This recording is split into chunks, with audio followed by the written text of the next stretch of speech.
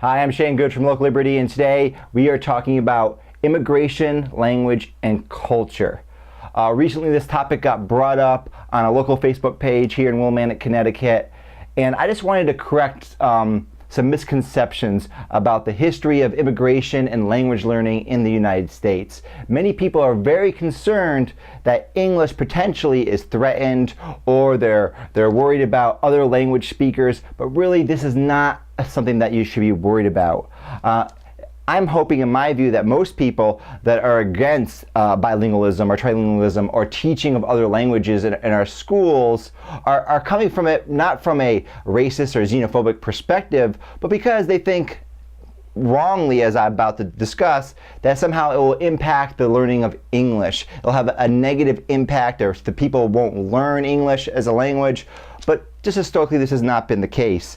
I'm going to put the links below in the comment section, in the description on YouTube. But I'm taking some of this information from the Information and Language Diversity in the United States study from Rupert G. Rumbart and Douglas M. Macy from Princeton and California Irvine, respectively. Also from the Migration Policy Institute, some of this information comes from. I talked to some local historians, Dr. Jamie Eves of the Mill Museum in Willimantic, Connecticut, because I wanted to get a perspective. What happens when you're an immigrant coming to this country? You immigrate to this country, you don't speak English. What happens? What historically has happened and what happens now? And here's the case. The case is most first-generation immigrants don't do that great of a job learning English. Sometimes a family will come and maybe the husband will be out working, and he'll be around more English-speaking people, and he'll pick up the language more on at least a practical day-to-day, I need to get by basis.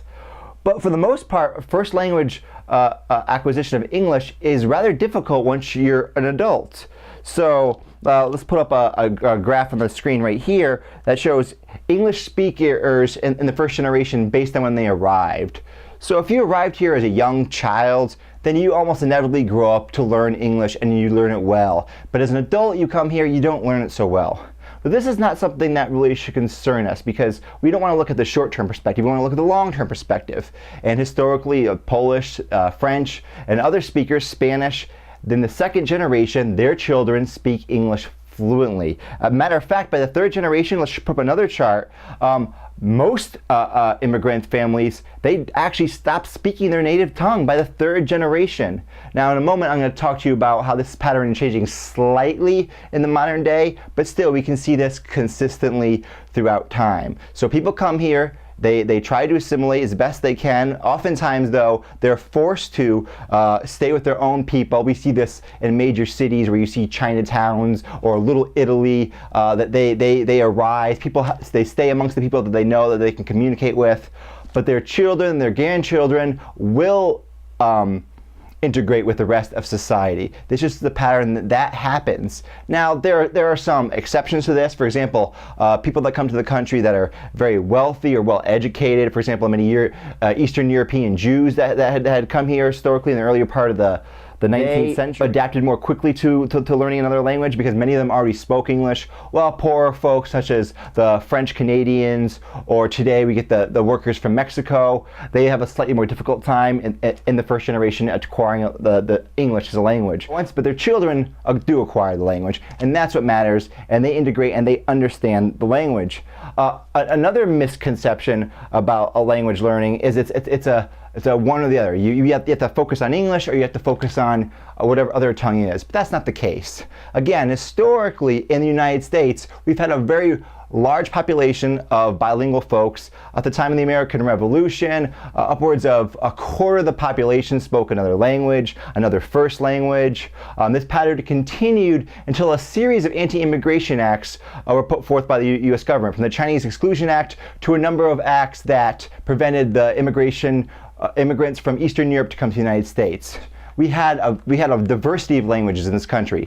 And then for a small period of time, post-World War II, and this unfortunately impacts a number of people that grew up during this time period, English became a very dominant language of the country. Because of the various laws against immigrants, you had a slowing down of immigration, and people, just as the pattern always has shown, they learn English as their only language by the third generation. So you have people growing up in the 50s, 60s, and 70s where, yes, you know English and you don't really know anything else. this started to change again and reverted to the actual norm the United States has had throughout its time period, from Plymouth Rock and Jamestown to modern day in the 60s and 70s, when you saw a large influx from Latin America, from Mexico, for example. And then these folks continue the pattern that we had always seen before. They would come here, they tended often to stay in their own groups. When they first arrived, the first generation had some difficulty learning the language, some did better than others, but then the second and third generations inevitably became fluent and they became Americanized. Another thing that to talk about learning another language, though, is I also heard what's the point? If everybody can just speak English, that's great. Well, there's a couple things that are tied up with language, and one of them is culture. Culture is distinctly tied up into language. Many of the arts and poetry and writing, and this is the way we express ourselves, matters a lot what language you express yourself in. The way you express yourself has changes. The history of the English language, for example, and the words we use often go kind of twist back into our culture. It becomes part of the culture. One of the ways the native folks of the New World, their culture was destroyed, is by systematically forcing them to speak another language, whether it be Spanish, or in North America, in the United States, where Indians would be forced to go to English-speaking schools. This would prevent them from learning their old ancient stories to get the nuances that they could be told in their language as opposed to another language.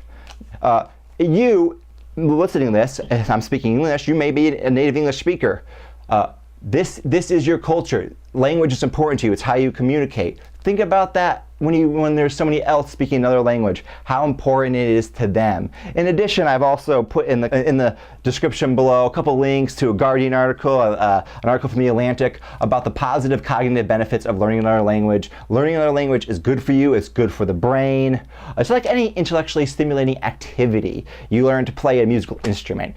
You learn to do computer programming or to paint. They're difficult things to do, but they work the brain and they have a positive outcome. There's also an economic benefit, a practical benefit. Here in Willimantic, you are more valuable if you're bilingual.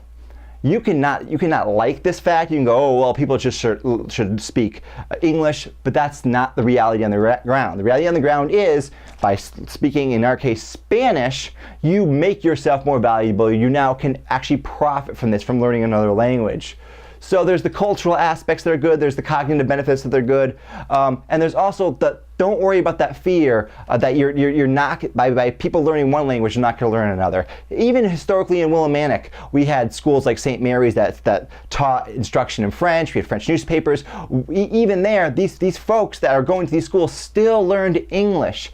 Just by being in this culture, you're going to learn English. It's going to happen. You're going to be fluent. I grew up going through the Willimantic public school systems. Many of my friends, I didn't know this at the time, but I remember speaking to them. They spoke perfect English. I knew they spoke another language, Spanish, but I didn't really think much about it. And then I'd go over their house, and oh my God, the parents I can't talk to the parents, or I have a hard time talking to them.